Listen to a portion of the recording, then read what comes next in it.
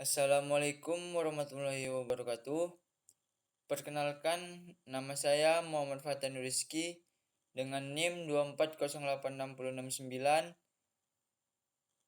Nah, baik, saya akan menjelaskan tentang faktor-faktor yang mempengaruhi kesehatan. Nah, sebelum kita masuk ke faktor-faktor yang mempengaruhi kesehatan, di sini saya akan menjelaskan tentang pengertian dari kesehatan. Nah, kesehatan itu sendiri memiliki pengertian yaitu yang dimana keadaan fisik, mental dan sosial yang seimbang atau tidak hanya bebas dari penyakit.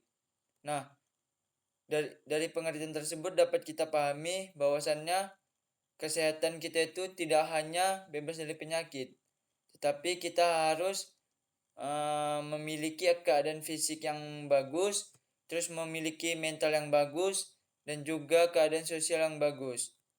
Nah, lanjut, yang kita akan memasuki faktor-faktor yang mempengaruhi kesehatan. Nah, di faktor-faktor yang mempengaruhi kesehatan ini, yang pertama yaitu ada faktor genetik,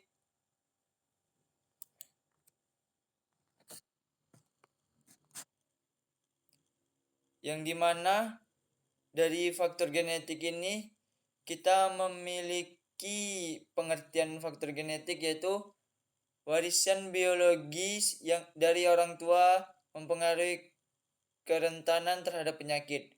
Nah, baik, dapat kita pahami dari faktor genetik di sini bahwasannya orang tua yang mempunyai keadaan sehat atau fisik yang sehat dan mental yang sehat itu juga berpengaruh terhadap anak mereka.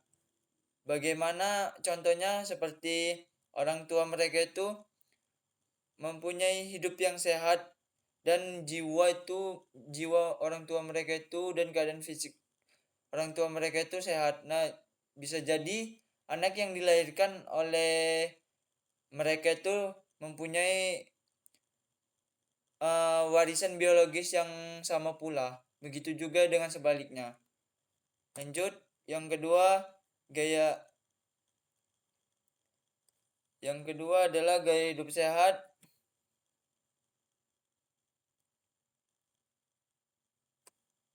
Nah, yang dimana gaya hidup sehat ini adalah cara seseorang menjalani kehidupan sehari-hari yang mencakupi kebiasaan makan, aktivitas fisik, pola tidur, dapat mengatur manajemen stres mereka, dan kebiasaan lainnya seperti merokok ataupun konsumsi alkohol. Nah, di faktor gaya hidup sehat ini dapat kita pahami bahwasannya seseorang yang menjalani kehidupan sehat dalam sehari-hari, mereka akan memiliki pula kesehatan yang baik. Seperti mereka itu makan mereka itu contohnya 3 kali sehari. Terus makan mereka itu juga bisa kita katakan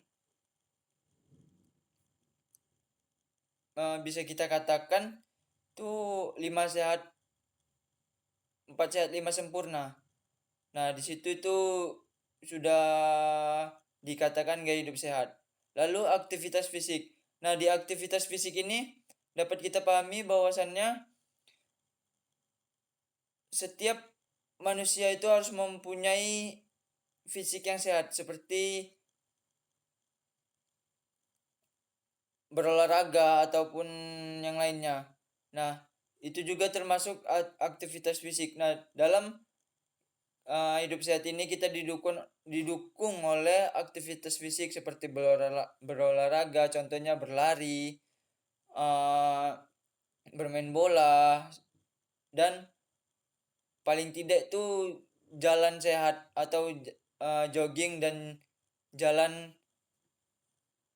mengelilingi lapangan. Lalu pola tidur. Nah, di pola tidur ini kita harus menjaga pola tidur kita jangan sampai begadang. Lalu kalau bisa misalnya hari ini kita tidur jam 10, maka di hari besoknya kita bisa tidur di jam 9 atau tidak, ataupun tidak di jam 10 juga. Nah, itu di kebiasaan pola tidur itu kita harus menjaganya agar keesokannya tubuh kita bugar, pikiran kita fresh dan lain-lainnya kita itu bisa bergerak dengan sempurna. Kalau kita tidak tidur atau kita begadang, kita itu akan mengalami mental yang down, terus pemikiran kita itu tidak bisa tidak bisa berpikir secara matang gitu. Nah, maka pola tidur itu sangat penting dalam gaya hidup sehat. Lalu memanajemen stres. Nah, memanajemen stres nih kita harus bisa mengontrol emosi kita atau mengontrol kita tuh misalnya kita berbuat ini kita bisa mendapatkan stres atau tidak. Nah, kalau misalnya perbuatan kita bisa menimbulkan stres, maka kita harus menjauhi menjauhi perbuatan tersebut. Nah, dan kebiasaan lainnya seperti merokok ataupun mengkonsumsi alkohol. Nah, kita tahu sendiri bahwasannya merokok itu tidak sehat untuk kesehatan dan mengkonsumsi alkohol itu juga tidak sehat untuk kesehatan. Maka jauhilah rokok, konsumsi alkohol dan yang lain-lain yang membuat hidup kita itu tidak sehat. Next, yang ketiga itu lingkungan. Nah, di lingkungan ini adalah dapat kita pahami yang dimana bisa kita lihat di dalam PPT tersebut yang menjelaskan lingkungan adalah segala sesuatu di sekitar kita yang dapat memengaruhi kesehatan, baik secara langsung maupun tidak langsung. Nah, dapat kita pahami bahwasannya lingkungan yang sehat dapat berpengaruh dalam hidup yang sehat juga. Maka apabila lingkungan kita kotor, apabila lingkungan kita kumuh itu bisa saja kita gaya hidup kita itu tidak sehat atau kesehatan kita itu tidak dikatakan normal. Nah, baik mungkin di lingkungan ini agar kita sehat tuh agar kita juga bisa menjaga kesehatan dari lingkungan tuh kita harus membersihkan sekitar rumah kita atau sekitar kos kita. Terus apabila ada parit yang tersumbat maka kita bersihkan. Terus buanglah sampah pada tempatnya. Apabila ada sampah yang menumpuk segera dibersihkan atau dibakar. Nah, mungkin di dalam kos kita juga kita harus menata barang-barang yang rapi. Jangan sampai barang-barang di kos kita itu tercecer-cecer yang menimbulkan banyak nyamuk di mana-mana dan menggigit kita. Nah, maka kita itu akan terkena penyakit. Lalu yang keempat, lingkungan sosial. Nah, di lingkungan sosial ini dapat kita pahami dan dapat kita lihat yang dimana di dalam PPT ini ya telah dijelaskan, lingkungan sosial adalah bagian dari lingkungan yang berkaitan dengan hubungan dan interaksi antara individu dengan orang lain di sekitarnya, seperti keluarga, teman, tetangga, dan komunitas. Nah, dapat dapat kita pahami pula di lingkungan sosial ini sangat berpengaruh untuk kesehatan kita. Yang dimana kita itu harus berinteraksi secara individu dengan orang lain di sekitar kita seperti keluarga kita, teman dan tetangga. Itu lebih di lingkungan ini lebih kita kesehatan mental ya. Karena apabila kita tidak berinteraksi dengan orang, maka mental kita itu tidak baik atau sosial kita itu tidak baik.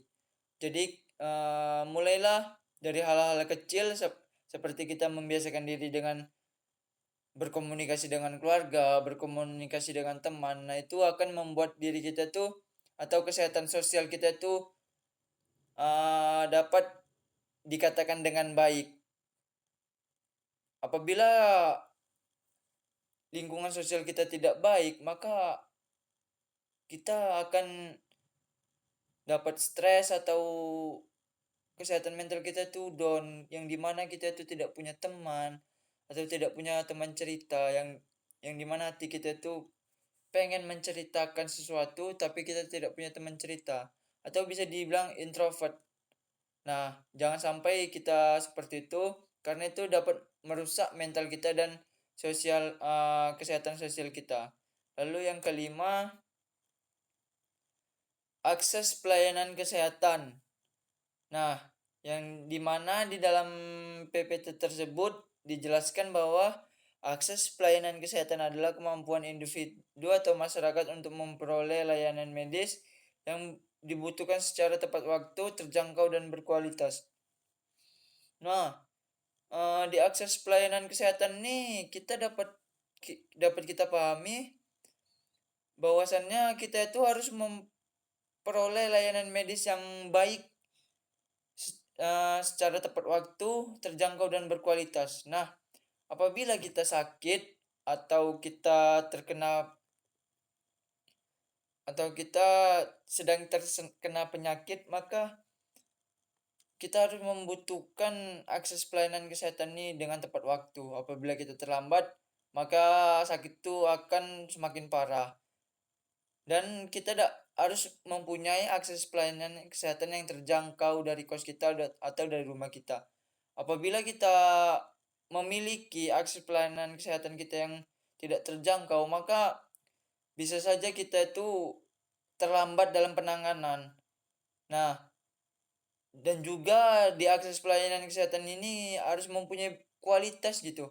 Kalau kita tidak akses pelayanan kesehatan kita tidak kualitas, tidak mempunyai kualitas, maka kita itu akan ditangani oleh apa adanya dan tidak sepenuhnya sempurna yang dilayani oleh uh, pelayanan kesehatan yang diberikan oleh kita. Lalu yang keenam tuh tingkat pendidikan. Nah, yang dimana di tingkat pendidikan ini berperan penting dalam menentukan pola pikir dan perilaku seseorang terhadap kesehatan. Nah, di tingkat pendidikan ini dapat kita pahami bahwasannya hmm, kita bersekolah, nah maka kita menuntut ilmu dan kita diajarkan bagaimana mempunyai pola pikir yang sehat dan perilaku seseorang terhadap kesehatan. Nah, kita mempunyai pola pikir yang sehat itu seperti kayak kita tuh mempunyai pola pikir yang positif dan dapat cepat menangkap sesuatu yang dikatakan oleh orang atau kita cermati langsung. Dan perilaku seseorang terhadap kesehatan. Nah, ini perilaku seseorang terhadap kesehatan itu contohnya seperti ke perilaku kita terhadap diri kita sendiri, yang dimana kita sudah saya sampaikan, kita harus menjaga kesehatan kita dari pola makan, pola tidur, terus berinteraksi sosial dengan warga-warga atau keluarga atau tetangga dan teman-teman. Lalu pola kesehatan hidup sehat di lingkungan seperti kita membersihkan lingkungan kita atau ada paritan tersumbat kita bersihkan atau kita potong rumput yang sudah tinggi-tinggi di area lingkungan kita. Nah, itu yang dikatakan perilaku seseorang terhadap kesehatan. Nah, itu kita harus memulai dari diri kita sendiri dulu.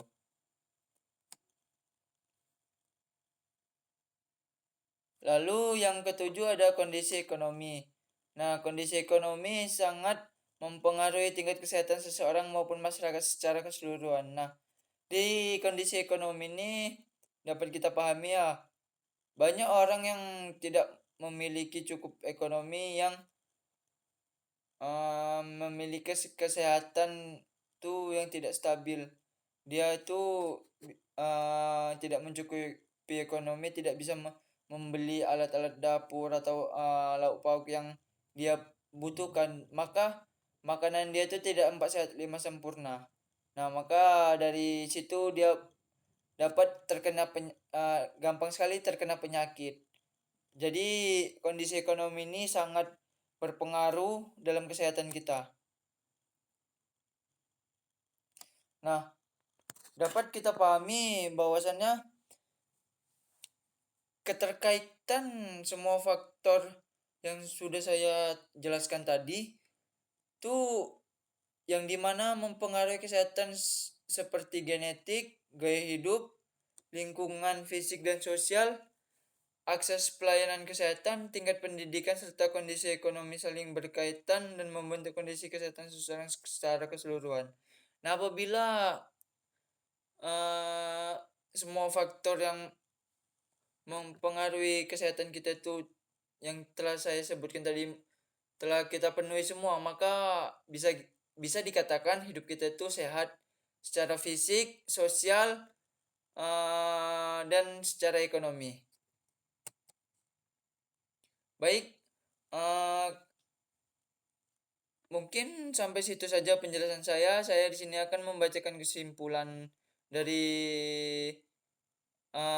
penjelasan saya, yaitu kesehatan dipengaruhi oleh beberapa faktor yang saling berkaitan seperti faktor genetik, faktor gaya hidup, faktor lingkungan, akses pelayanan kesehatan, akses pendidikan, dan kondisi ekonomi. Setiap faktor memiliki peran penting dan tidak bisa dipisahkan satu sama lain dalam membentuk kualitas hidup seseorang. Oleh karena itu, menjaga kesehatan bukan hanya tanggung jawab individu, tetapi juga memerlukan dukungan lingkungan, akses yang adil terhadap pelayanan kesehatan, serta kebijakan yang mendukung pendidikan dan kesejahteraan masyarakat. Baik, terima kasih. Mungkin sampai di situ saja penjelasan dari saya. Apabila ada kata-kata yang salah atau kata-kata yang tidak tepat didengar, maka saya mohon maaf sebesar-besarnya. Mungkin segini saja yang dapat saya jelaskan, lebih dan kurangnya saya mohon maaf. Wabillahi taufiq wal hidayah. Wassalamualaikum warahmatullahi wabarakatuh.